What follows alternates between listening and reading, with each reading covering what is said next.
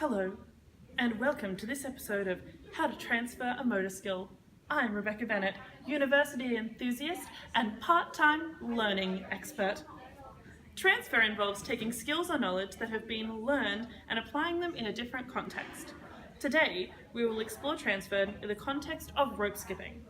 We'll be observing these students in their natural environment at university to investigate how best to transfer motor skills in this context.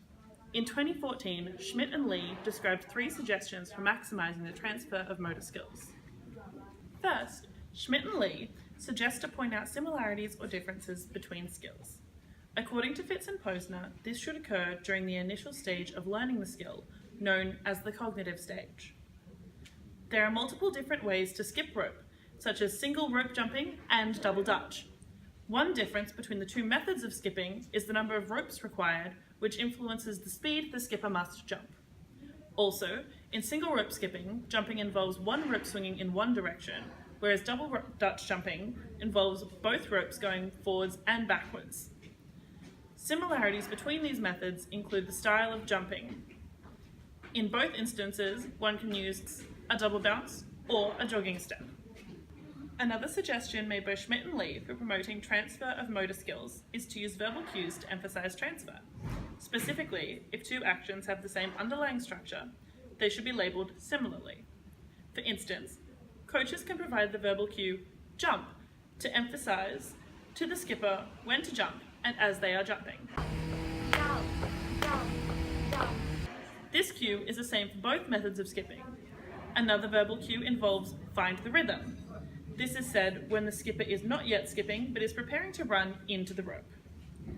It tells the skipper to monitor the rhythm of the rope so that when they begin skipping, they do not trip on the rope. Finally, Schmidt and Lee recommend the use of variability during practice. The fundamental strategies that are more likely to transfer to new contexts will therefore be developed.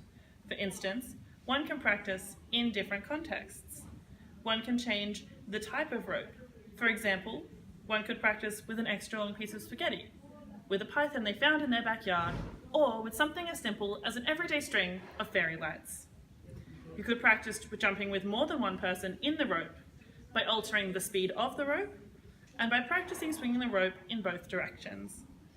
It's important to deliberately vary practice along different dimensions that may vary when performing a skill to make our schema or learned rules for carrying out a particular action more robust. Using these 3 strategies will facilitate improved learning and transfer of motor skills required for rope skipping. Therefore, the skills will be retained over the long term and will be applicable in a variety of contexts.